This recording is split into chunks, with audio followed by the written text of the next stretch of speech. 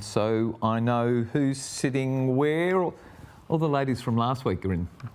And they're all sitting in different chairs though, just to muck them up. If they got their orientation last week, well, it's all out of sync this week. They were terrific chatsters, so we had them back this week. Let's go over here. I've got all the letters for you. First one tonight. Oh my goodness. We're no longer going to be putting the sex of babies on birth certificates? I don't think so. If they ask my opinion, I don't think so. Second letter tonight that the girls will be dealing with. Her Majesty's highest office has been taken by a Republican. And the letter writer says, no, that's not on. That's a hypocritical stance. I don't know.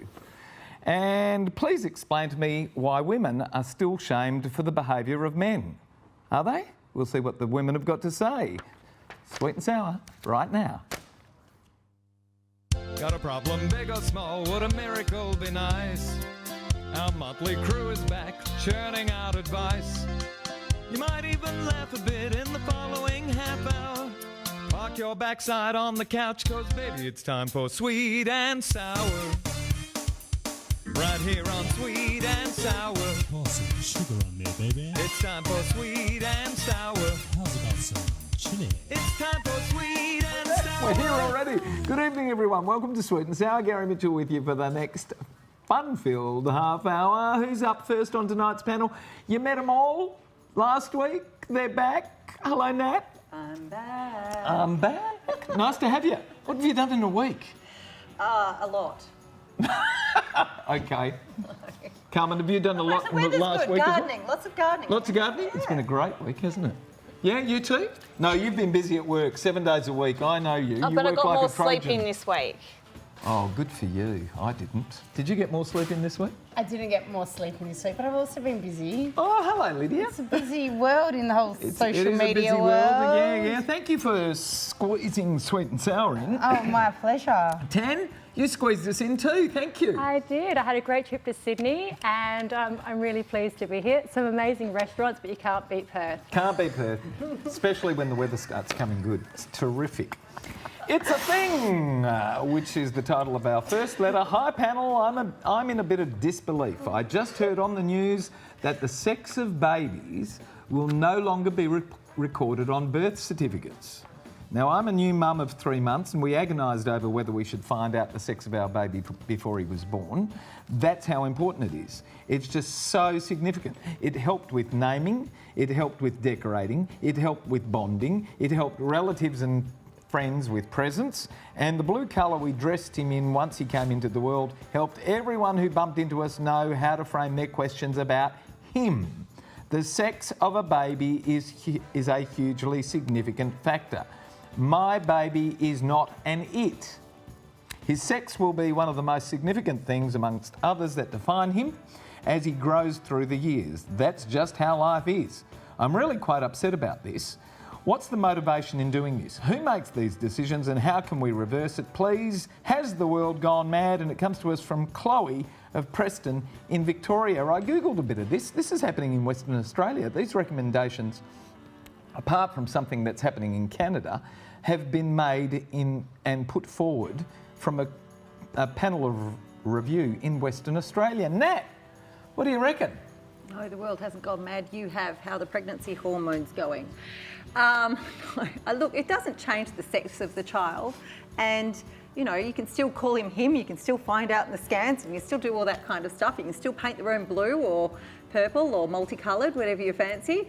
It doesn't change anything, but what it does, and I understand it, it is very different from what we've been practicing for however long, but I understand that it also removes pigeonholing, doesn't identify you by your sex or identify by your name. So I can understand the psychology behind it, but yeah, maybe calm down a little on it and get back to nesting. It's a historical document. So in 1,000 years, if they're a significant person, they'd know of them anyway. Yeah, but the thing is, I don't understand why you'd leave it off. I can't understand the push. Unless you're called kind of, I don't know, Adrian or one But of you those are. names that can be both, are you going to know? It's two Natalie. kids, and not once did anyone ask to see their birth certificate when they were wearing blue. Not once. When they were wearing blue. Yeah, not once. They did say, you're lying. I want verification that your child is a boy. So, all right, Carmen, what are you going to do? Are you going to why would you not leave it to people to opt out rather than take it off. If people don't want it on there, okay, fine, fair enough, take it off. But why take it out? I don't understand why you'd take it out. Well, that's actually exactly what I was going to say. It should be an option. If people feel good, like that strongly about it, they should actually have it as an option, not like as a mandatory thing. But I have to question, is it actually true? Because you said you Googled it. I did Google it. So she's not got just flying off. It's conversation So in it's Canada, and it's come out of a panel of review So in it's Western actually Australia. happening? I don't know whether it'll happen. I don't know whether it'll get approval. So I'm of the Can't belief see that I going can't much see it before. happening. You So can't see I it would be happening? like, just calm your farm, just chill, go and have a red wine now that you can, because the baby's out. And yeah, just Lydia, school. would you be voting for it if it was brought to you as a... I would give Preference. it a big fat no. I Because? do not understand this. With Carmen, I'm actually wondering, is this factual or not? The birth certificate gives the details of the little baby person being born. There is the date of birth, there is the time, there is the name. Why wouldn't there be a gender? And their weight. It is essentially really a bit of it is an official document that highlights the person, and I think it's crazy, and I hope it does not go ahead, and you will not get my vote if it does. She says it defines people. Their sex defines them. Well, so do a lot of things, but yes, it is one of those things that defines it. What is it? Daylight saving first before we can actually do that. Sorry, we've got a lot of hurdles. We're dumping the sex Are you a of yes babies. for daylight saving? Yeah. Of course. Are you a yes? Yes, big Are you a yes. yes? Big fat yes. yes. Are you a yes? Yeah. 4 it yeses for does daylight fade the saving. curtains. My And God, guess my what? God's so much better. No one's even asking at the moment. What a Well, shame. I think let's start a movement. Let's forget this letter. Sorry. All right, Tanya, last word. Initially, I did think it was insane as well, but I think a birth certificate does become a public document, and you can often have to provide that for verification of your identity for jobs, for mortgages, and things like that.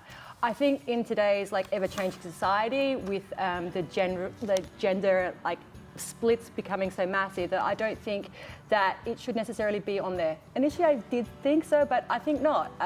Your birth is recorded regardless, your sex at birth is, but I don't think it needs to be listed on your birth certificate in order for it to be a valid recognition of your sexuality as such. All right, we're going to take a vote. Before we do the your say question, because we asked you at home, hands up if you think it doesn't make a difference whether it's on there or not. Doesn't make a difference? Okay. Oh. Hands up if you'd actually move to take it off. Yeah, no, I'm more of that way actually. You'd move to take it off? I think leave the sexes on there. Leave this. Okay, well, Yeah. let's make it easy. Hands up if you'd leave the sexes on there. Pretty much split. All right, there you go. We asked you people at home this question: should the sex of a baby be recorded on a birth certificate? Here's what you said. 82% of people said yes. 18% of people said no. Guess what? As time goes, I'm sure that percentage will start to level up. I agree. Same with Gary, daylight you never saving. gave your opinion though, yes or no? No, I'm not. Yes, I would leave the sex of the baby there. You Yes. know, there are so many things that define us. And as a historical document, in 100 years' time, who's this person? But you've also got to remember that the babies, it's their life. They didn't get a choice. Well, they can take it off in the Yeah, when they're older. exactly. Give everybody the choice, by all means. But I wouldn't think that was a harmful thing. When we come back, we're going to be talking about jobs for Republicans in the Queen's service. Don't go away. Should be interesting. I'm a Republican. Are you guys?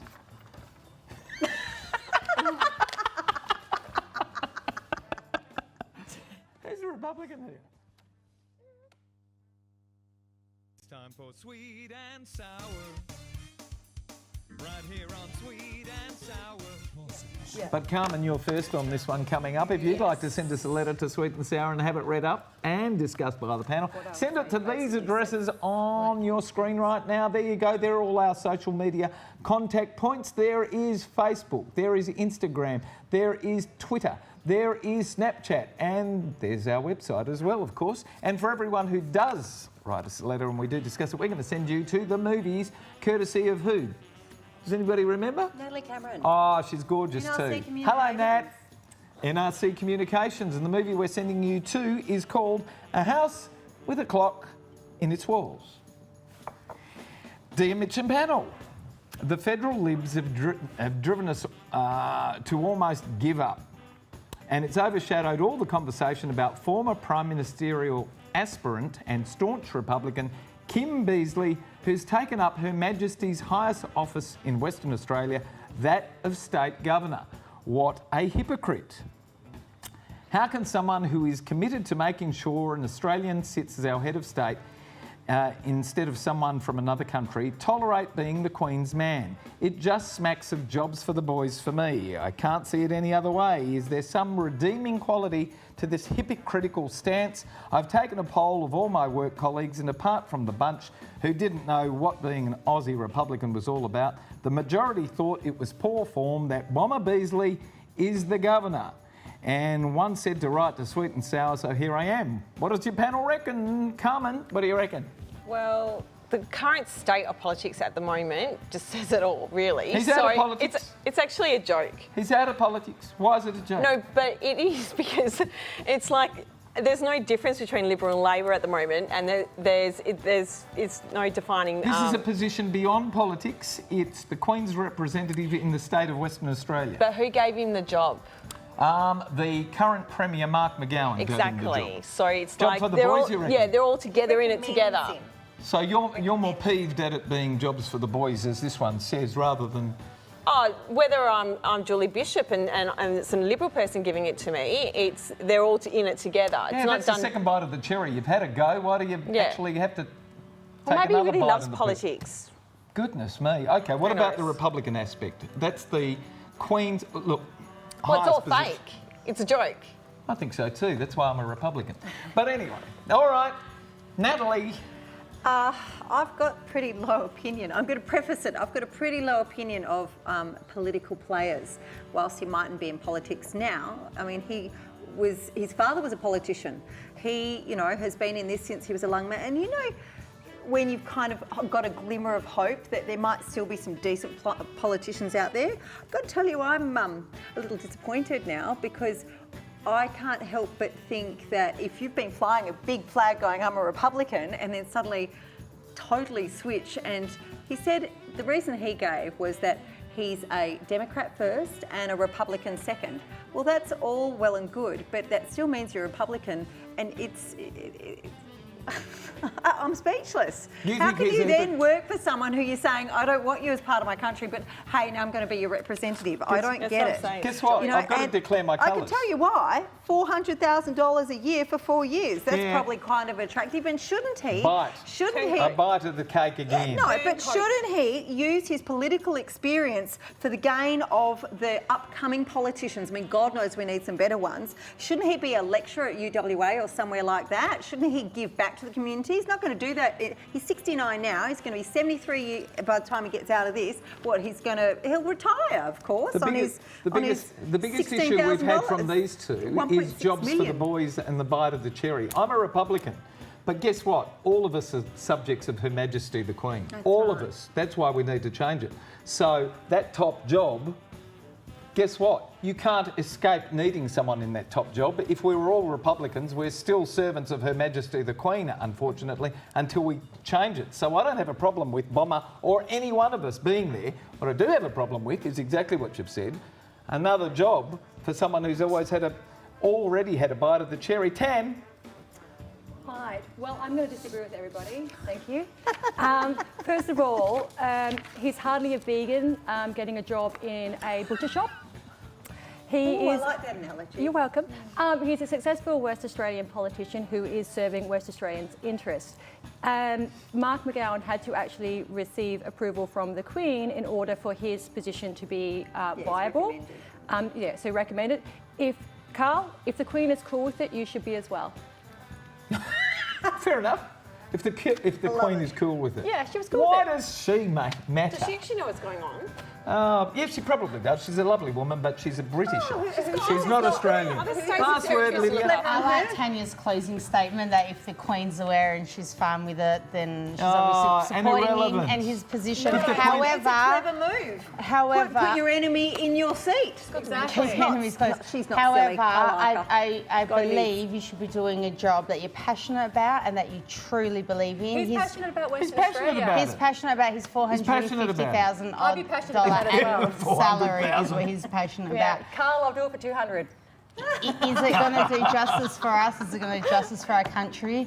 Moving on, well, I don't. We asked you think people at it's a home position. to answer this question. Sorry to cut you off, Lydia. I did that last week as well. Should a committed Republican hold the I'm office first in the next letter. of state governor? Well, 63% of you answered affirmatively. There you go. And 37% said no. I think that's the way it should be. Every single office in the country is owned by, well, we're not a republic yet, are we? So it doesn't matter where you sit as long as you're doing a public service for the state.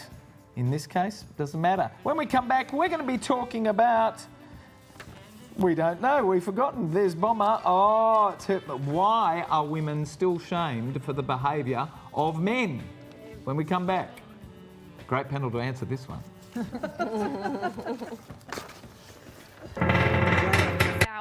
How I'm feeling after having to spend the last hour in a studio with Gary after somebody obviously gave him too many coffees.